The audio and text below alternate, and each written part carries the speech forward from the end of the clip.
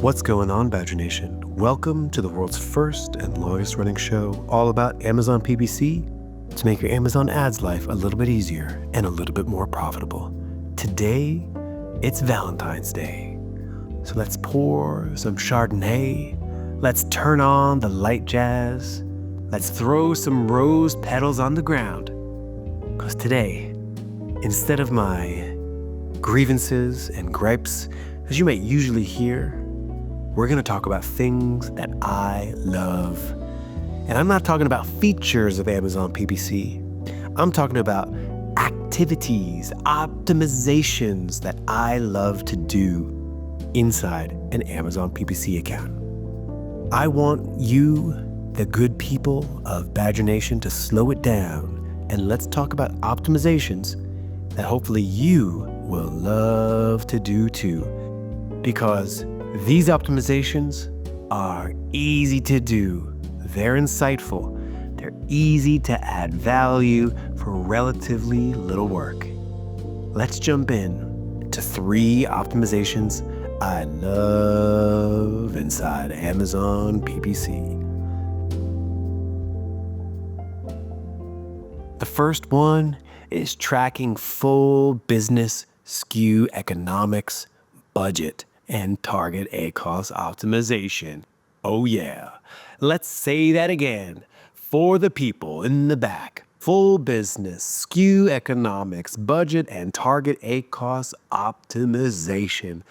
Has there ever been a prettier phrase? Now, for a long time, I was only looking at PPC data. I'd look at clicks and orders and revenue right inside Amazon Ads Console and nowhere else. This is going back 2017, 2018, 2019. But over the years, I've evolved and I've grown, and hopefully you have too. Amazon is a complex machine. You know, on Google Ads, your Google SEO is completely separate from your Google Ads. You can't bid higher on Google Ads and get more Google SEO. It just doesn't work that way. But on Amazon, baby, it does work that way. If you bid more for a certain keyword on Amazon PPC, you should notice organic gains. Now, a lot of people say that, but let's get more specific about what actually happens in practice. The difference between bidding and getting 100 orders on a keyword in your Amazon PPC campaigns versus getting 200 orders for the same keyword in your Amazon PPC campaigns should be organic gains for that keyword in organic Amazon SEO. So again, all things being equal, if you are getting 200 orders versus 100 orders for a PPC keyword, the account with 200 orders for the same keyword, I would expect them, as most people would, to be ranked higher. Now the question is, how do you control this mechanism? I don't want to just go willy-nilly and increase my bidding, send my ACoS to the stratosphere just for the purposes of a dream. I want to be able to measure and quantify this. And even if I do get organic ranking, I want to measure the profitability of that process. So the way to do this really nicely, really controlled, quantifiable is as following. Step number 1, you look at a product or a product family's top line revenue, its ad cost, its organic sale, its ACoS, ad cost of total sales, sometimes known as tacos. Ladies and gentlemen, it's 2025. I'm bringing back ACoS. If you've listened to the show for a while, you know that I am a firm believer that tacos, total ACoS, makes 0 sense because total ad cost of sales, the total applies to the sales, ACOTS, total sales. Anyway, that's an aside. Now, you watch the revenue, the ad cost, the organic sales of that product over time. And what you see in that time frame 1, let's just say month 1, baseline, you have 1,000 total sales with an ACoS of 30% and an ad cost of total sales of 10%. You decide in month 2 to step on the gas and push it forward. Now, hopefully in your PPC account, you've gained sales. Now you're up to 1,500 in total sales. It's more expensive now. It's an A cost of 40% and an ad cost of total sales of 13%. So it got a little bit more expensive, but we have more sales. Now, what you would expect in this scenario is that you would gain organic ranking and thus gained organic sales. So now maybe we have 1,500 total sales, but our A cost is 30% and our ad cost of total sales is back down to 10 because we've got an extra coming in from organic sales because we were ranked higher. So in this cut and dry example, and it's not always so cut and dry, but it becomes cut and dry when you are studying your SKU economics from a profit and loss or P&L analysis perspective. This is how to make magic. When you are able to track for a product how much you are spending on it, what the A cost of that product is, what the ad cost of total sales is for that product, and the overall organic sales for it, right down to your bottom line for that product. That is how you can confidently say to yourself, I'm bidding more aggressively for the purposes of not just organic rank, but of course, organic sales increase. And the only way to do that is, of course, to track this stuff. So when I talk to someone who's not tracking this, that is a optimization that I love to build and track and display.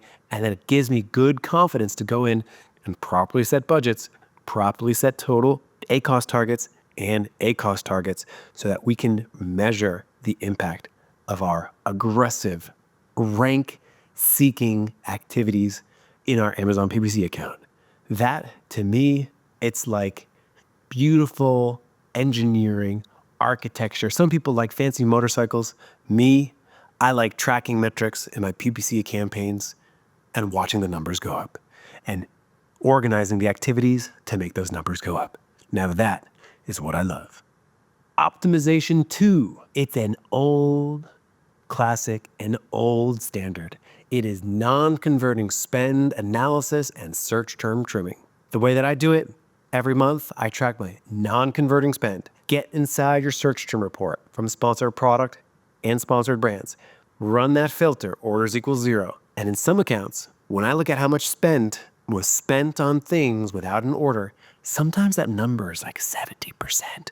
That means that for an account that spends $10,000 a month, $7,000 will be non-converting. Over the course of a year, that is a large amount. So I like to fix this very simply. Step 1 is over threshold terms. Really good old standard, clicks over 25 with no orders, boom, trim those out, turn those to negatives. Step 2, N-gram analysis is the next answer because generally the bulk of your non-converting spend is not from things with over 25 clicks and no orders. It is likely from things with like 5 clicks or less with no orders. And how do you analyze those? With an N-gram analyzer. So we have a spreadsheet, a free tool. AdBadger customers have access to a tool. But if you're new to this, just go get the spreadsheet checklist from our website. Just Google AdBadger Amazon PPC checklist. Get the checklist. We'll send it right to your email. No fuss. And you'll get our N-gram data analyzer for free in your inbox. It's in the guide. All of our resources are there. Check it out. Just search N-gram when you get the PPC checklist. Optimization 3, low-hanging fruit. This one is so silky smooth and easy. There are 2 pieces of low-hanging fruit that most accounts have. Many accounts that I log into have this issue. The first is really simple.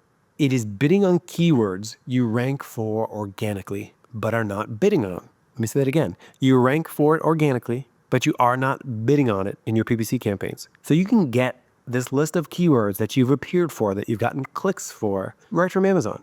Go and get your search query performance report right from Amazon. Download that list and compare that list to your Amazon sponsored product campaigns.